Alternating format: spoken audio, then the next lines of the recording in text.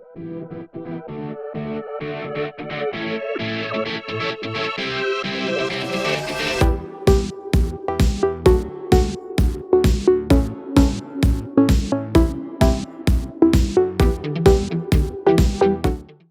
all. A very good morning to everyone. First of all, I would like to thank you everyone for joining us on a Saturday morning. I am Tasneem and I am the moderator for the session. So, today's topic is how do you outbehave your way to wealth? I will be the moderator for this session. Mr. Arun Kumar, our research head, will start the session shortly. The session will go on till 12 p.m. 12 to 12:30 will be reserved for a Q&A. During the session, you can post your questions in the chat box so that it can be answered post session. So let's begin the session. Once again, welcoming you all. And hi, Arun. Now the stage is yours. Over to you. Yeah, thank you, Tasneem, and thank you everyone for joining us. So this is a very special session for me because it's a very differentiated approach to investing, and I've realized that in the last 10 years that this has also turned out to be a super powerful way in terms of adding wealth. So with no further ado, I'll just start with the presentation. Yeah, so broadly, if you really look at it, fundamentally, the question that all of us are trying to answer and what we are trying to help you out with is in terms of how do we help you create wealth over the long run. Now, in effect, there are only three methods broadly that we can use to help you create wealth. So the first method is something called as out knowing, where essentially you are saying that we or I have more information than all the others, and hence with that informational advantage, we will be able to exploit that and then make money. So in 1990s, this was a very big thing where a few people with exclusive access to companies and insider information used to make a lot of money using this kind of a technique. Obviously, it is illegal. And as the regulatory framework became stronger and stronger, this became more and more difficult to do. And most importantly, this is illegal. So even if somebody wants to attempt it, there's a high chance that we might end up in jail.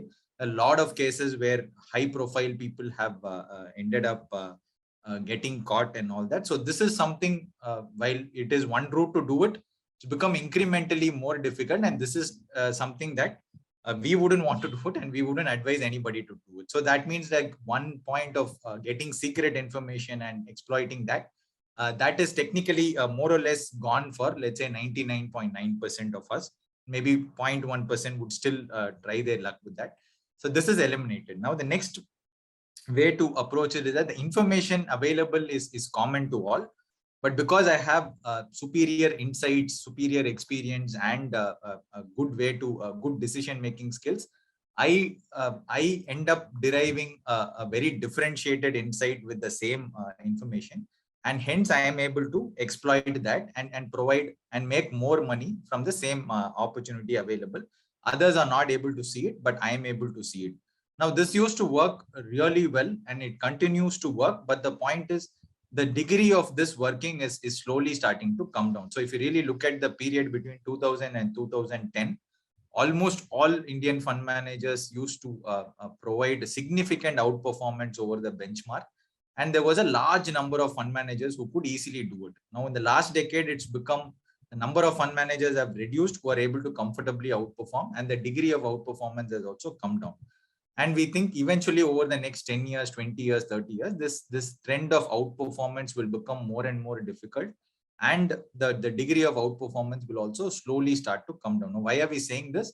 This is also evident in the global markets. If you look at US markets, European markets, we find that almost 80-90% of the most intelligent fund managers with all the access to information, with all the billions of dollars of money that they can spend and all that, despite all that, they're still not able to beat a very simple rule which says that whichever is the highest, the largest stock, I will provide higher weightage to it, which in essence is a rule-based index, which is called the benchmark, which is nothing but the S&P 500 of US or the Nifty 50. All that it does is that whichever is the highest, the largest company, I provide more money to it. and I pick whatever 50 companies, 100 companies, 200 companies, 500 companies based on what that benchmark rule says. This simple rule, a lot of fund managers are not able to beat. The reason being that as more and more information is available to all of us, and almost everybody has the same access to the same skill set, same set of tools, and there's supreme competition, it's becoming more and more difficult. And this you can broadly see in any field. Like if you see the singing industry, earlier if you look at any movie industry, you will find that there are only 3 or 4 who dominate. And suddenly recently, if you really look at the last 5 years, you will see that there are thousands of singers, and more or less the amount, the quality of singing is almost like on par, and you will have 1 or 2 who are exceptional. But you broadly find that in any field, as more and more competition comes into play, the ability to differentiate also becomes more and more harder. So that is the second one, is also becoming, so this is still there, and we will continue to use a little bit of out analyzing, but maybe but the whole point is that over the next 10 to 20 years, this edge is also going to start coming down. It's already come down on the global front. In India, it will eventually start coming down. So the last leg that we are left with, which we think can survive for the next 100, 200 years, and it survived for the last 1,000 years, is a very simple concept called out behaving. Now, what is out behaving? Fundamentally, what we are saying is that over long periods of time, the equity market returns will mirror the fundamentals, which is how much ever is the profit growing, that will be kind of the returns that you can expect. But in the near term, you will find that markets go up and down. And what really drives this is the way all of us investors, who are fundamentally, we're all humans, and how we behaviorally react to different emotions. So predominantly it is greed and fear. Sometimes we overdo greed, and sometimes we overdo fear. And both of these, what it leads to is there are several occasions where when we overdo greed, it deviates significantly from the fundamentals on the upside. And similarly, when we overdo fear, it deviates significantly from the fundamentals on the downside. So both of these can provide opportunities in terms of either slightly reducing risk or increasing risk, and then making a lot of money. So this is the whole approach that we wanted to discuss on. So it will be a 4-part series. So today I'll cover one part of it, and I'll also explain saying how do we actually exploit this, that the fact that over 100 years for the same sort of greed and same sort of fear, how does on aggregate the collective investor behavior happen, and how do we identify those, and how do we exploit those to make a lot of money for us. So in effect, this whole idea is going to be in terms of what is the system that we can put together, so that like we would be able to benefit from this small advantage that we get out of human behavior. And the best part is this will remain this, and because human behavior is very, very difficult to change, it will almost be the same at least for the next 100, 200 years. So we don't need to keep toggling around with our investment process, and this is something which is sustainable over the long run.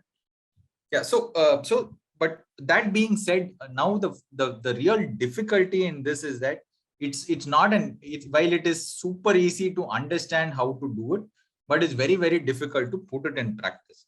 Now I'll give you a very interesting story which happened in the US in the 1940s. So in 1940s, there was a big problem in the US, that there were a lot of forest fires happening in several parts of US. And hence what US did was they built a separate elite team, which was only trained to handle these forest fires. So in 1949, in a place called Man Gulch, there was a forest fire, and hence automatically this elite team was called upon. So there were 15 members. They took a helicopter, they went to that hill called Man Gulch, and that hill and that forest area, it was more like a hill and a forest area. So these guys got dropped in that Man Gulch hill.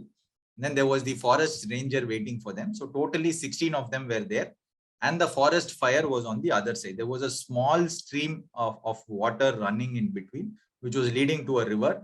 And on the other side of the stream, the fire was there on the other part. And these 16 people were there on the other side of this stream. So the basic plan was that we will walk a little forward, and then where the area where the stream also extends. So right now the width is very, very small, but at a point in time when we walk forward, there is a juncture where it just goes into the river and the width also increases. So the plan was that once the width increases, we can swim our way across, and then we can try to fight the fire. Worst case, if the fire we are not able to control the fire, we run back, jump into the river, and then escape. So that was the broad plan. And then these 16 guys started to walk towards that portion where this whole width of the narrow stream of water widens, and then the plan was to swim. Now, unfortunately, because the fire was on the other side, their basic assumption was that it wouldn't cross this stream. But unfortunately, on that day, the wind was extremely strong. So somehow the fire has actually crossed this whole river and come on this side, which they didn't realize. Once they started walking, they suddenly noticed that the fire had actually crossed that river and it was on this side. And then immediately they started running. The moment they started running, and within a few minutes, they realized that the fire was spreading extremely fast. And maybe in another a few more minutes, it will definitely catch up with them and they'll all have to die. So that's the moment when their leader, whose name was Robert Wagner, suddenly did a very, very strange thing. So what he essentially did was he suddenly took his matchstick, he lit the he took his matchbox, he lit the matchstick, and he started burning the grass in front of him. Okay, and then all of them were very confused. There is fire coming behind you, and maybe in another few minutes, it's going to get we are all going to get caught, and everybody was panicky. And in this moment, he was actually creating another smaller fire. And then within a few more seconds, that fire doused the smaller fire that he created, and this created a large area of that grass had basically burnt, and it had created an area of ashes. So he jumped into this area, and then he called all of them saying, "Hey, come into this area, and then we will be able to rescue ourselves." None of them understood. They thought this person had lost their mind, and they started running. Eventually, the story ended where almost 13 of them died, and then 2 of them somehow were able to find a small wedge where they were able to escape into, but otherwise the 13 people died.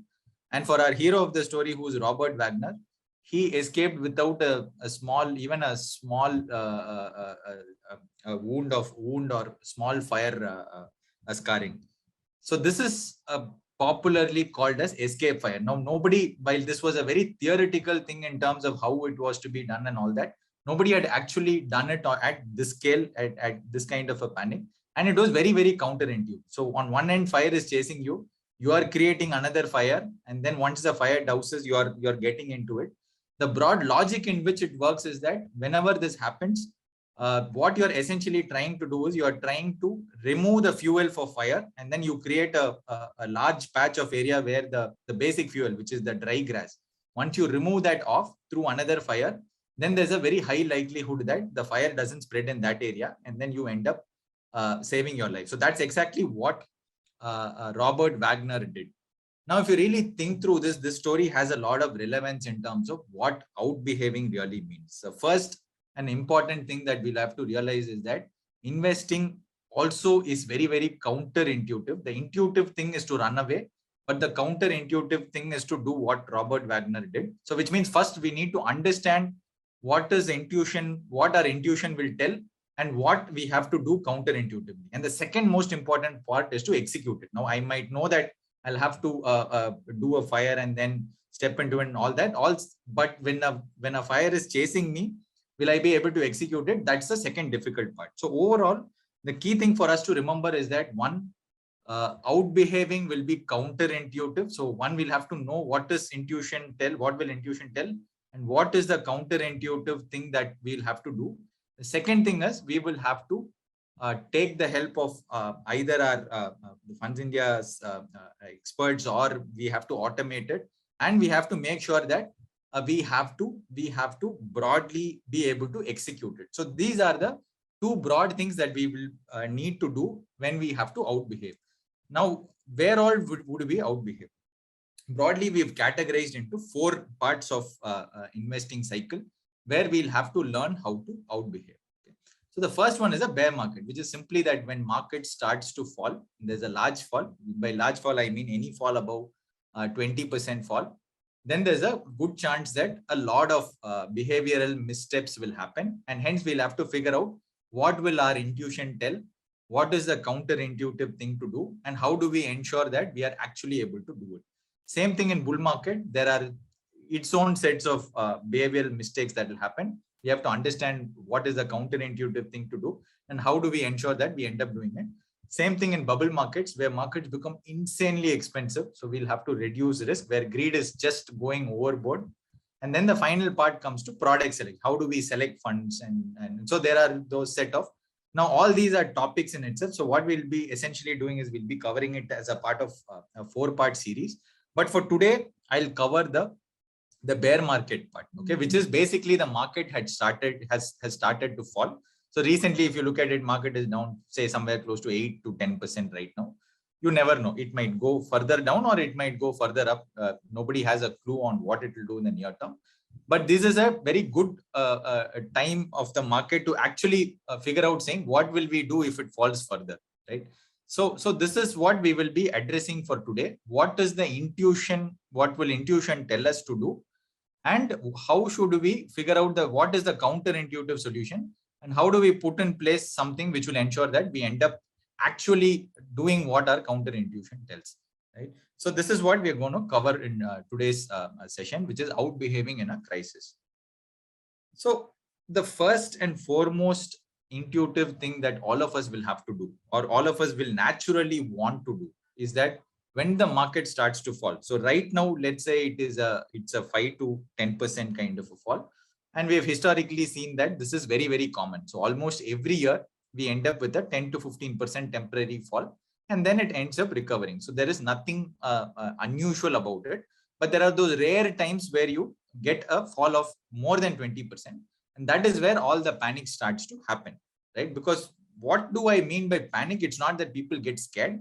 It's that logically we start thinking, saying that, hey, the market is falling. First it fell 5%, then it became 10%, then it became 15, then it became 20. And obviously there is some reason to it, right? There'll be some news event. Last time it was COVID, and this time also they're saying there might be third COVID. Sometime it will be some other news, US-China problem, something, a Euro crisis, the 2008 crisis, some problem will always be there, which is leading to it. So naturally, we'll think that, hey, there is a problem and hence it is falling down. So why don't I take the money out temporarily, wait till all the problem gets sorted, and then once the problem, which is whatever is the let's say today it is COVID, or last time it was whatever is the reason, maybe it is demon, or maybe it is some economic problem, whatever be the problem, let the problem first recover, right? And then I'll keep a watch on the news. So once I find signs that things are getting better, then I'll get back. So mentally we think that we will get off at, let's say, 10-15% fall, and then let it fall further, maybe at 30%, 40% or 50% fall, we will get back in, right? This is perfect intuition, right? Everybody thinks like that. And if you're thinking like that, it's perfect, right? Because that's what all of us will and naturally will think. Okay, that's like exactly, there's a fire and then we are running away from it. Perfect. But let's look at what really happens, right? So the first intuition that we had was, let the news get better, and then I will get back in. Let that event which is causing that become improve, and then I'll get back in. Now let's take the case of 2008 crisis, right? And this whole crisis bottomed at March 2009. And from there on, it went to the recovery started. It was almost up 80% over the next 3 months, right? So you can see this. Now, if I show you this chart, and then I tell you that, hey, the market was down some 50-60%, and then it started to recover. So if I show you this chart alone, mentally you will think that during this period of recovery, a lot of things would have improved. That is, the economy would have improved, the news would have improved. That whole this whole crisis was led by the debt, subprime debt crisis. So a lot of improvements would have happened, and hence the markets have recovered. So this is how intuitively all of. But let us really look at what really happened, so that like we understand what is the reality vis-a-vis our expectation. This was all the bad news that happened. Okay, this is not before the recovery. This is during the recovery period.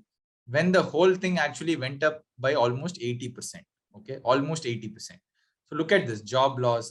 This is Indian headlines. Indian IT's worst hour. This is all during that March, April, May, June, July period. Going for broke. Just look at economies under attack. There was also a pandemic threat at that May 2009 as well. Obviously, it didn't become as bad as COVID, but there was a pandemic threat. Now imagine this: for 1.5 years, the market is down, and then there's a pandemic threat. What would we have done there, right? We would have obviously not have invested. We would have waited for the news to get better. The news was only bad. $3 trillion later, debt, the biggest bill in history, job crisis, the bill that could break Europe, collapse of manufacturing, nothing. We have not even handpicked it. We just took the major headlines of that era, and then I'm just showing it to you. You can see some of the headlines also, right? India may face downgrade. India lowers revenue forecast. Everything is gloomy. RBI paints gloomy picture. Any news you read, both global and domestic, it's the same old information, that is, things are still bad. And this is not just the Indian case. If you look at the US case also, it's the same. You can see all the things that happened when the market actually recovered. 6 lakh jobs lost. US home foreclosures reached the record high. Job report highlights shaky US recovery. Dow 5000, there's a case. They said that it will continue to go down. So Fannie to US, we need another 50. So every news was bad, both from an Indian context and from a global context. But despite all that, the markets went up. So so the fundamental thing that we'll have to realize is that our first intuition that I will wait for the news to get better and then I will enter fails big time, because historically we have seen that the markets start to recover in the middle of bad news, in the middle when actually the actual event that is causing is not yet improved or completely come out of woods, right? Now you might say, hey, Arun, this is only 2008 crisis. That might be that one-off case. So let's look at the other case. Okay, the other thing that happened was between 2011 and 12, the market was down almost close to 25%, because at that point in time, between 2011, it was down 25%, because there was a huge problem with respect to a euro crisis. So they were saying that a lot of countries, it was named pigs, where especially Greece was into a major problem. So the whole news flow at that point in time was this can lead to the next crisis. And then in after 2011, in the 2012, it started to recover. Now we will think that by then that euro crisis would have been solved. But if you look at the news, it's again the same. Investing in 2012 will be brutal, triple whammy, how India is losing its magic, state of the economy, calling Pranab's bluff, perfect storm. So you can see all the news. Again, bad news. Again, for the same some 25% fall. By the time it recovered, all the news continued to be bad. Same thing on the headlines. 2012 will be the worst year in a decade. Factory output growth slows. Spanish, Italian bond yields rise. So you name it, it is really Spanish bond yields rise again as Merkel bleeds for Greece. So look at the headlines. It's super, super, super scary. But we know that if we go by intuition, we will get it wrong. And this is what the historical evidence tells us. Now, this is not just a 1-2 year event. This is the 100-year data that we had analyzed. This is published by JP Morgan. You can see that from the last 100 years, most of the recoveries in equity markets happen before the actual event recovers or the actual bad news recedes. So you can see that 67%, 25%, that these are all the recoveries that happened before the news actually turned, right? So you can see in different contexts. So you can see this trend is spreading across all the market falls and recoveries that happen. So overall, the first and important intuitive thing that there is a fire, we will all start to run. So the first logic that we'll say is that let me take my money out, and once my news flow and the economic data improves, I will get back. This is perfectly normal. If I come at that juncture and tell you that this is not the right way to do it, you won't trust me. So which is why we have to prepare much ahead. I've shown you the data. This is nothing to do with my own interpretation. This is actual data in terms of what has happened. You can take any crisis for that matter. You can go check the 2008 or 9. So especially 2009 news flow, you will find that every time it happens in a same way. So the first intuitive approach is let me take the money out, wait for the news and the economic data to improve. The counterintuitive approach that we should follow is that bear market recoveries usually happen in the middle of bad news. So if we look at bad news getting into good news as a recovery metric, then we will go for a toss. So first we understood this, so we are not going to be swayed by the bad news. Now you might be like, okay, fine. So bad news is I can't wait for the news to recover. Okay, this is fine. So let me do one more thing. Okay, so instead of me waiting for the fundamentals to improve, okay, now what if I actually start entering back after the first leg of recovery in the prices? So which means that I am not worried about the whatever be the news. So technically, what should happen if I come out at 10-15% fall, and then it goes to 40% fall. Then after 40%, once it recovers, so let's say it recovers by 5 to 10% from 40%, then I'll enter back. So this also seems logical. So I am not dependent on the news. All I am saying is I will let it fall. At the deepest fall, whenever it starts showing signs of recovery, so let's say it starts to go up by 5-10%, then I'll enter back. This is perfect. So I come out at the top, right? And then I let it fall. And then the moment I see the first sign of recovery, which I will demarcate it by, let's say, 5 or 10%, and then I'll get back. So this is perfect. So this is the intuition 2. Okay, this is what we will think, and this is perfectly fine. Like this is what exactly all of us would think. Now let's look at what is the problem. Now let's take the example of 2010 to 11. The market fell 28%, and then it rallied from December 2011. It again rallied by 96%. So imagine this: 2011 it was down 28%, and then post that it rallied by close to around 100%. Now imagine this in your mind. How would this be? So what would we say?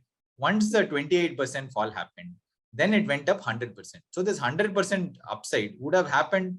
It is not one day, it wouldn't have gone to 100%. It would have started with 10%, 15%, 20%, and then gone. So I will enter at 10%. So you imagine this fall in your mind, you think it will be like this. I will exit at a 5-10% decline. And then moment I see the first level of upside, then I re-enter post the 5 to 10% recovery.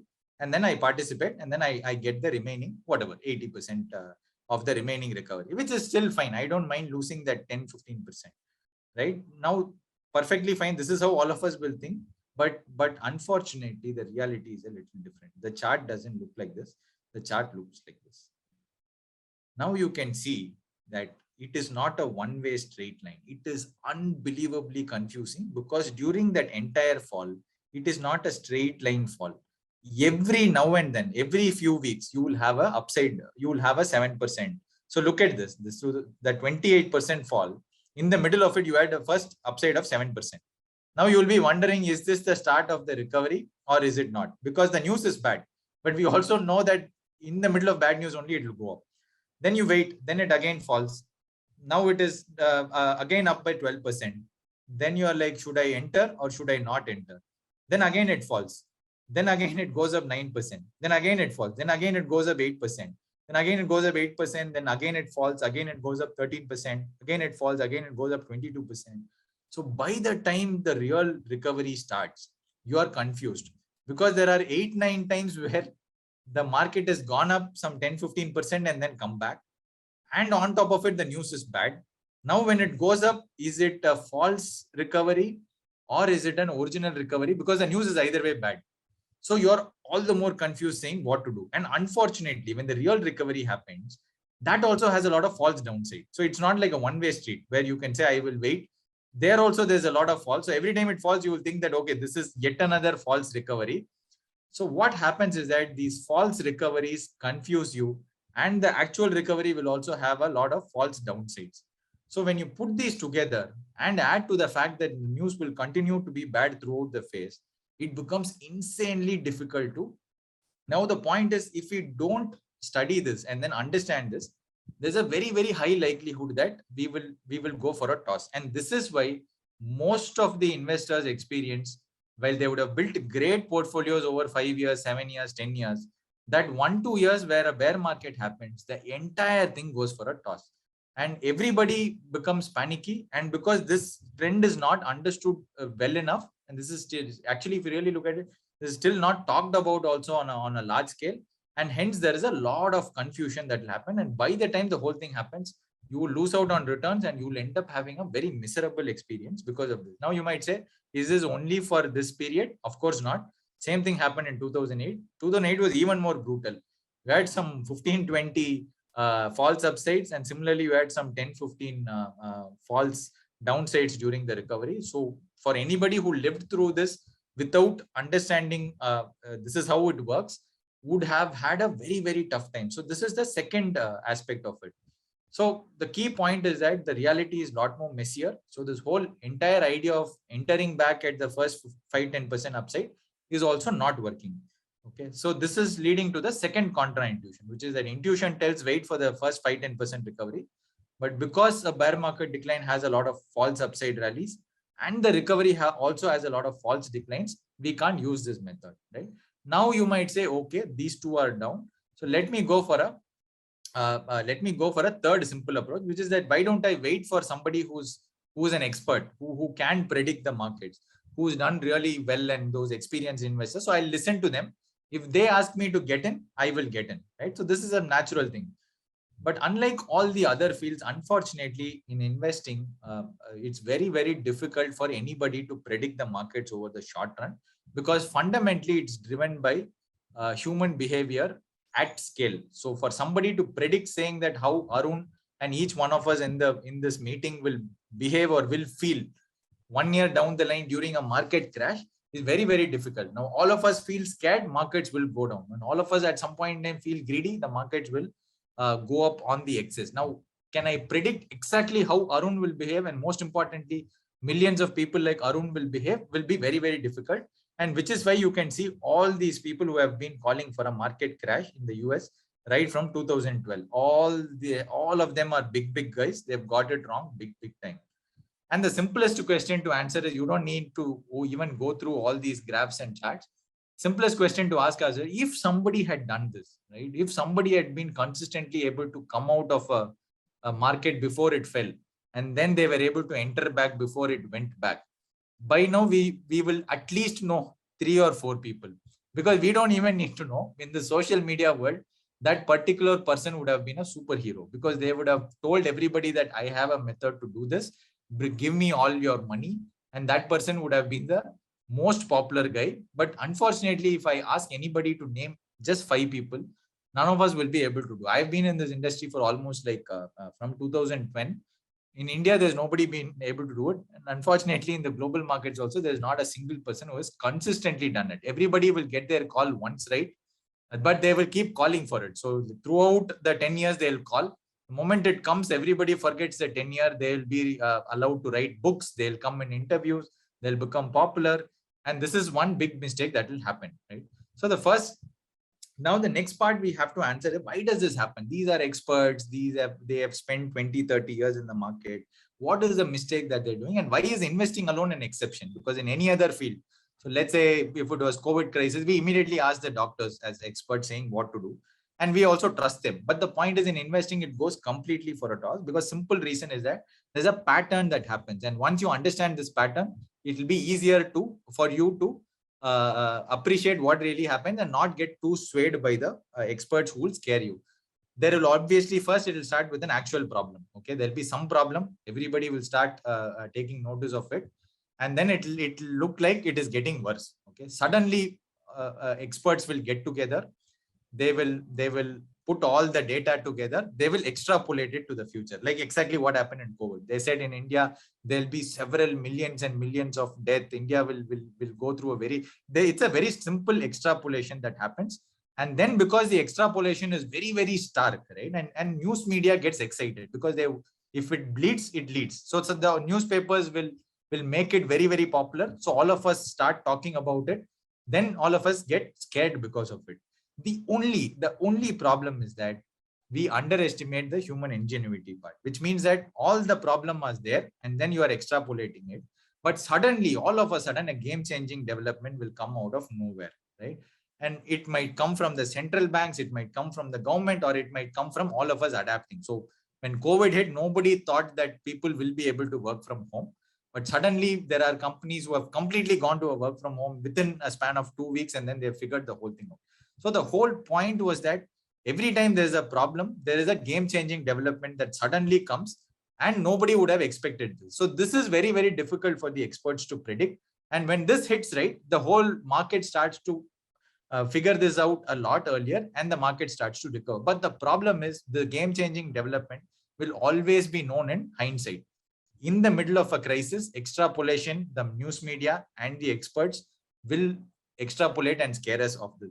So that's the way it works. And because of this game-changing development, which comes because of human ingenuity and innovation, this is where we make the biggest mistake. And that's why experts get it wrong more often than not.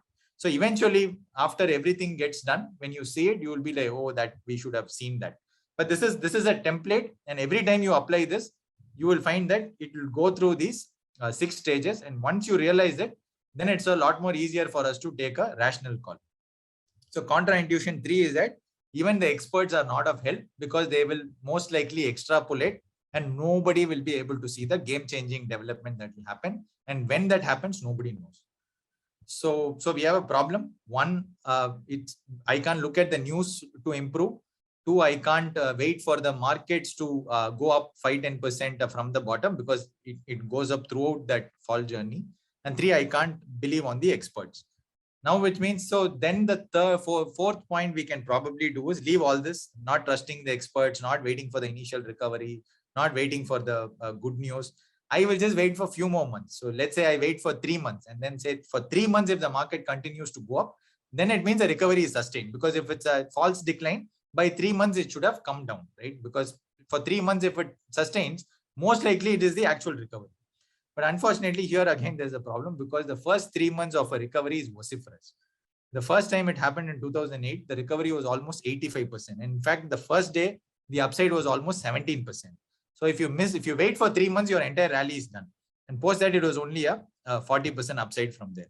So imagine this, you wait for 3 months to confirm, and by then it's almost up 85%. So contra-intuition 4, that if I wait for some time and then enter, that is also going for a toss, because the first few months recovery might be unbelievably high and unbelievably fast. Same thing happened in the last crisis as well.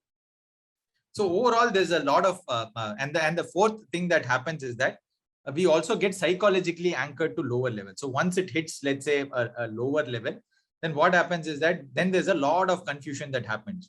So then it's like it hits a lower level, you are anchored to that level, and then the market recovers. Then you are like, should I sell more? Because what if it's not recovering and it goes back?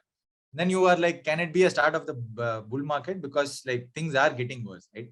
And then you are like, okay, maybe the market is right, but I've already missed a large part of the rally. I'll wait for the next small fall before I enter. And then suddenly it goes up 20%, and you are like, did I miss the best buying opportunity? But you're not able to get in, because mentally you are anchored to the lower level, because you are like, I should have invested there, and the news is bad, and all these things are there. And so I just can't, I just don't want to enter. And then there's a scare that, what if I enter now? And then again, the market goes down. Then I look like a fool, because I came out, I then again missed the bottom opportunity, then entered back, and then it is again falling another 15, 20, whatever, like it is again falling. So there are several questions which will confuse you. And then you are also anchored to that lowest point that you have seen in the markets, and which means that psychologically it is a killer, right? So overall, this fact that we get psychologically anchored to lower levels is also a major problem. So put together, we have 5 patterns which happen. One, market recoveries happen in the middle of bad news. Second, the bear market fall will have a lot of false upside. Similarly, the recovery will have a lot of false downside. And even the best guys can't predict, because you will end up extrapolating and missing the game-changing development. And then the recoveries are supremely fast most of the times. And then the pattern of we get psychologically anchored. Now put all these 5 together. These are all intuitive, right?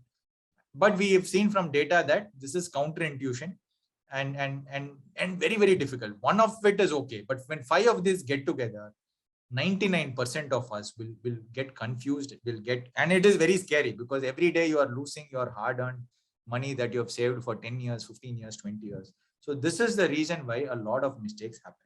Right?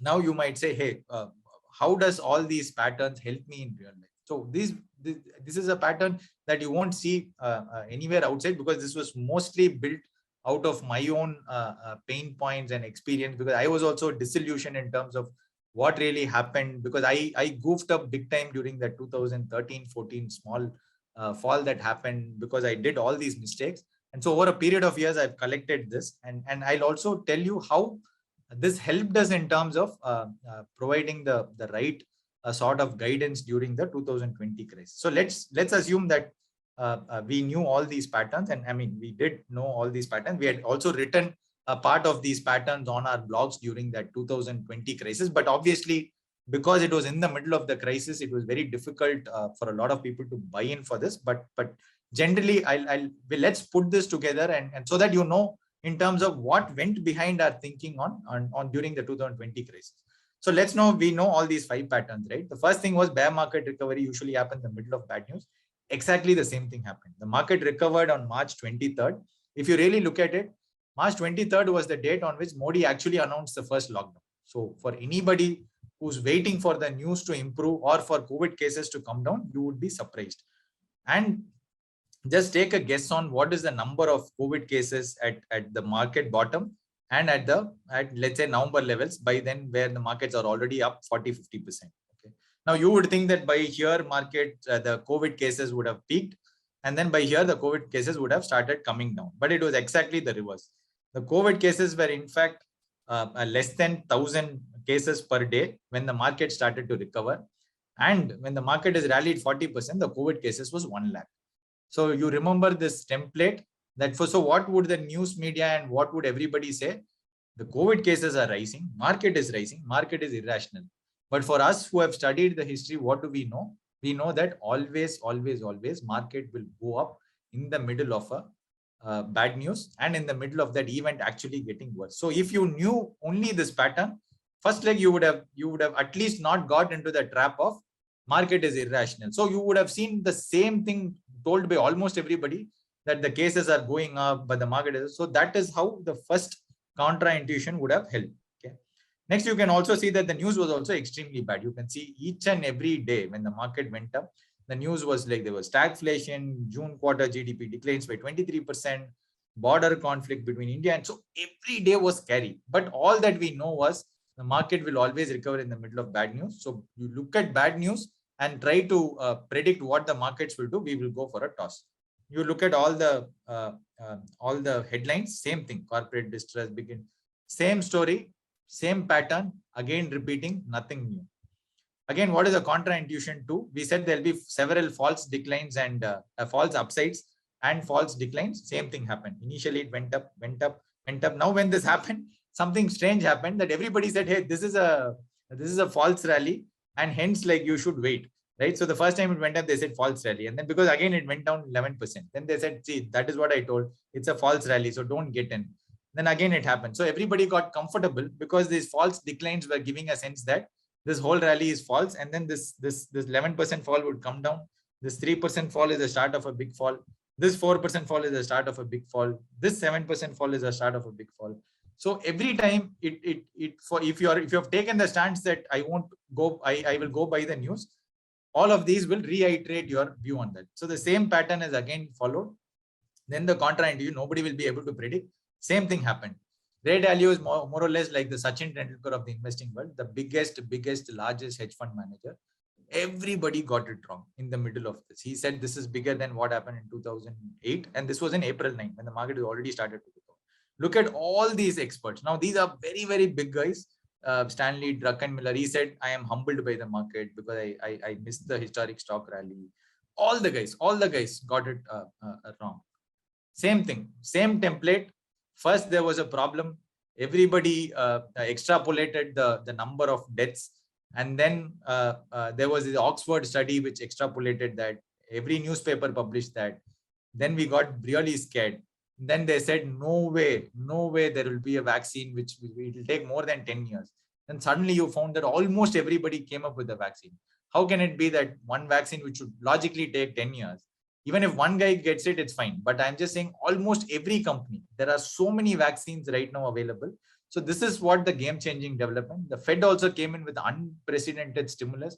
Countries stepped up. So everybody stepped up, and then we all adapted to a new different era where with Zoom and like the whole meeting that we are doing would not have possible. So you can see that from all ends, all of us start to innovate and then adapt. And this is very, very difficult to predict beforehand. Exactly the same thing happened. And eventually, when I look from rear view mirror, it looks simple. This whole vaccine would have been invented. So market was predicting it earlier. And then the companies had adapted. A lot of companies became stronger. They cut down costs. And then the vaccines were invented. And then the Fed stimulus was there. You should have seen all that. It's super easy, right? But in the middle of it, none of this will be evident. But if we know the patterns, at least we can be aware of this. So again, the last part is the fourth part is that the recoveries are extremely fast. Same thing. Initial 3 months, 40% up, 6 months, 45%. So you can see that super, super fast. By the time you realize you've already missed the first 40% of the rally. The last thing, we are anchored to the lower levels.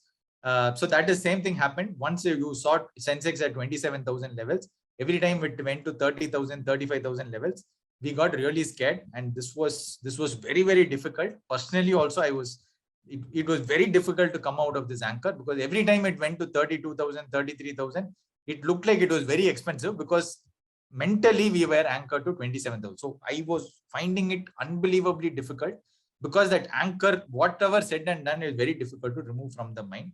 But I also realized that there was a new pattern which I discovered during this, which is that you're also anchored to the previous highs. So the moment it hit that 40,000, 42,000 levels, people said, Habba, it's again back to my original levels. Let me knock it off. And then almost you can see the MF inflows. It started going out from 40 to 45,000 levels. And by then from there, it's almost up by another 30 to 40%. So which is like, which means that if I had 1 crore, right now I would be, let's say 1 crore 30 lakhs or 1 crore 40 lakhs, because I moved out thinking that it will further go down. I've missed a 30 lakhs, 40 lakh kind of. So I basically wanted to avoid a 20-30% decline in my prices. But net I have already taken a 20-30% decline. But will it be shown in your portfolio saying your portfolio is now 30% lower? No. Because at 1,40,000 is notional. That if you had done nothing, you would be at 1 crore 40 lakhs. But right now, you've taken out the money. You're still at 1 crore. You have not made a loss from 1 crore. But technically, if you didn't do anything, you would have been at 1.4 crores. And even if you hit a 20-30% fall from here, I'm still back to the same level as the people who took the money out. So you can. This is a new pattern that we found out. So this is what we are adding to our framework. So overall, the simple point for all of us is that these 5 patterns have repeated in various bear markets. And this will again repeat for the next large market fall whenever that happens. And if we don't know this, and then if we take the money out in the middle and try to get back in, it becomes a disaster. 99% chance that we'll end, unless and until we are very lucky, most likely we'll end up messing up with all the hard work that we have done on our portfolios. So the most important question is, what do we do about it? So first thing we know, right? So this is like, I know that we have to do that escape fire. This is the knowledge about it. Now, how do I make money out of this? Because the whole idea is, now we know how other people behave, how the crowd will behave. Now, how do I outbehave? How do I make money out of this? The first thing we have to realize is that every year there's a temporary fall, and it will be between 10 to 20%. So this should be okay, right? So there is, and then it will again recover. Now this currently it is a 10% fall. The media will scare us and all that. For anybody who has seen history in the last 40 years, every year this happens. So there is nothing to be amused about it. This is just a normal birthday kind. Every year I get my birthday. If I tell that, will you be surprised? Same thing. Every year there's a 10-20% fall. Now the advantage comes when it goes above 20%, because it's a very rare thing, right? It's not like a very common thing. And especially above 30% is very, very rare. It happens like once every 7-10 years. That is the area where we can really make a lot of money. 10 to 20%, we don't need to worry. We just sit back, relax, and then let the markets automatically recover. We don't need to do too much action. But if it corrects more than 10 to 30%, and you can always see that, like while every year there is a fall of 10 to 20%, 3 out of 4 years you ended up with a positive return. So last year you can see that markets were down 40%, but net from Jan 1st to end of the year, if you just slept and then you woke up, it was up 16%.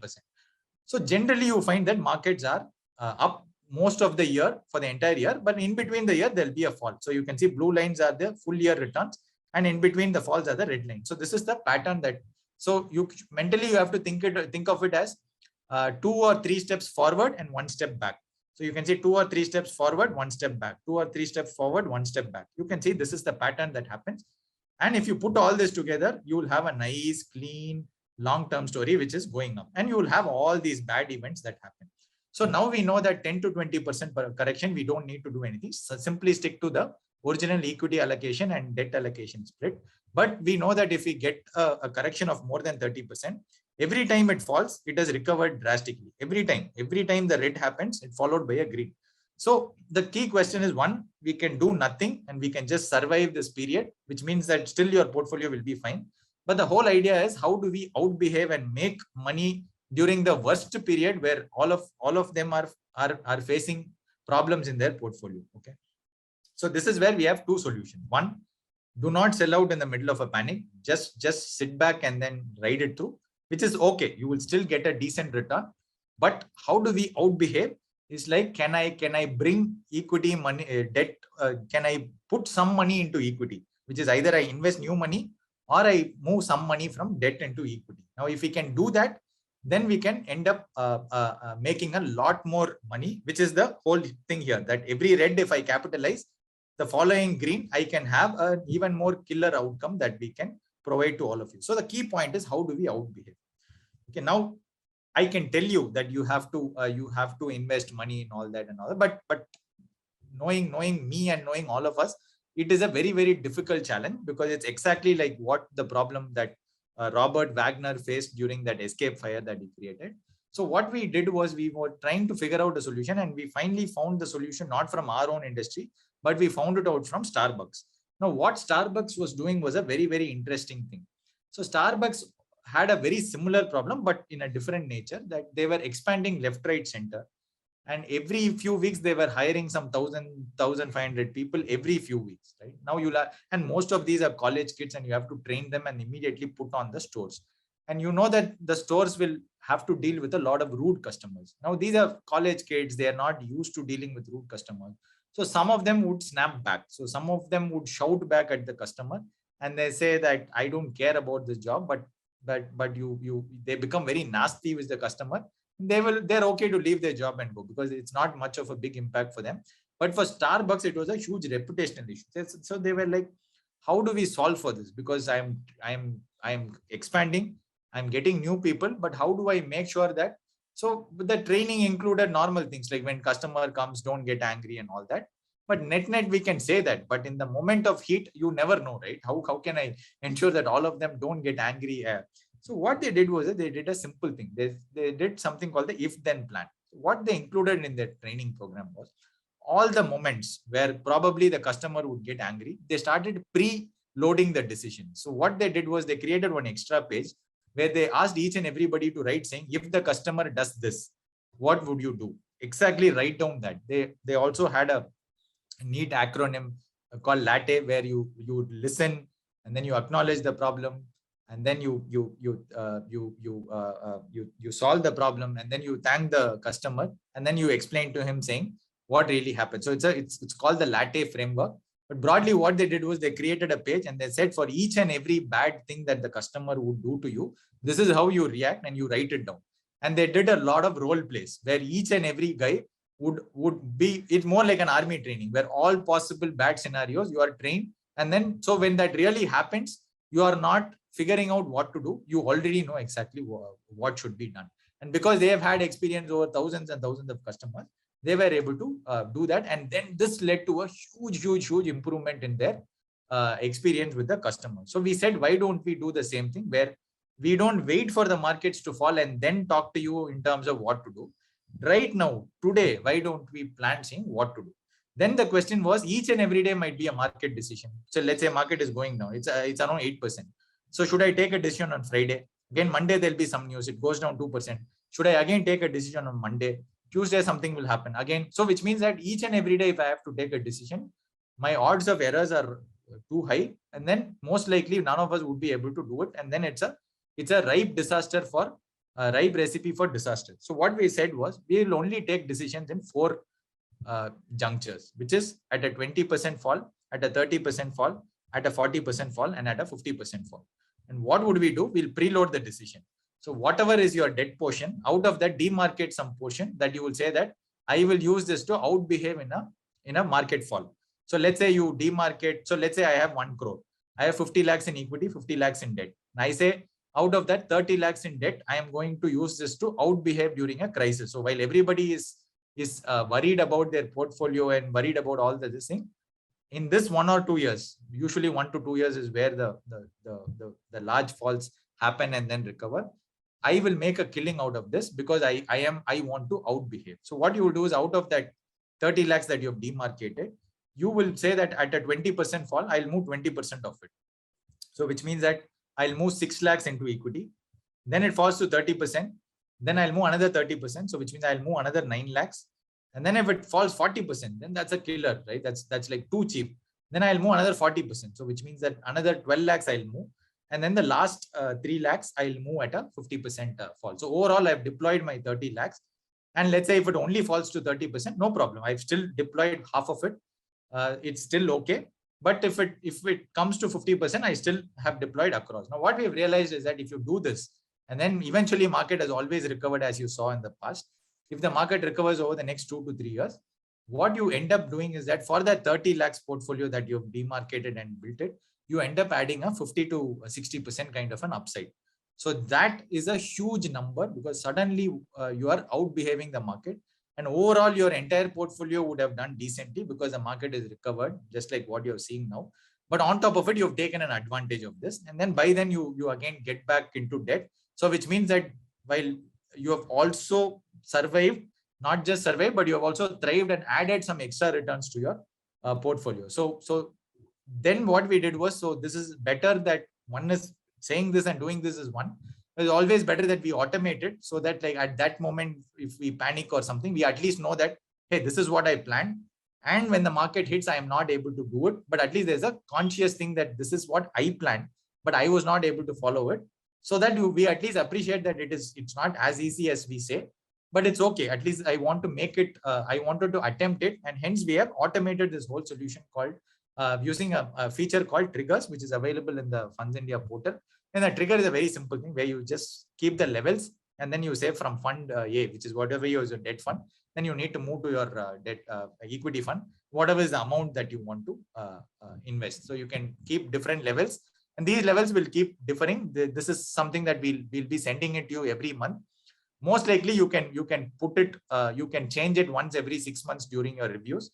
So if you do it, then this is an opportunity to make a lot of money by out behaving in a market fall. So overall, the summing it up, it's very simple, that there are these 5 patterns that all of us should know. If we don't know it, we will end up making a lot of big mistakes during a market fall. So first thing is knowing it, and then knowing that how everything is contra-intuitive when it comes to investing, especially in a bear market.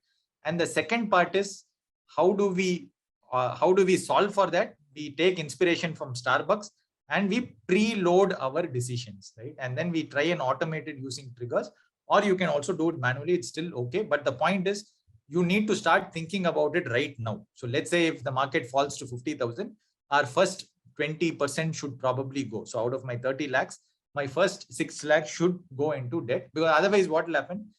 We will miss out the opportunities whenever we get market falls, because we'll keep waiting for further falls, right? So this is the first version of this.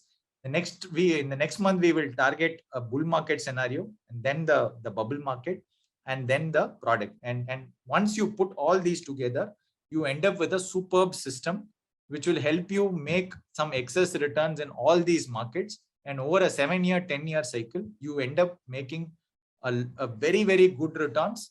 And despite the fact that you only put very, very low effort. So it doesn't take too much of effort. And most of the time, 90% of the time, the only action required is not to do anything. So that's the beauty of the system, where all we are attempting to do is identify human behavior. And then we are trying to not exploit that, but that is how humans behave. All of us will behave in terms of greed and fear. All we are saying is that we are identifying it, and we are trying to out behave all of the others. It is difficult, but it's an approach which works really well. And I think all of us can definitely can definitely try this approach. And it does really well, and it's logical. So all of this is proven. It's data, and you can check for any of these the patterns that we have seen in any of the bear market. You will see that these patterns have repeated crisis after crisis. So overall, that's what we wanted to communicate for this session. Thanks a lot. And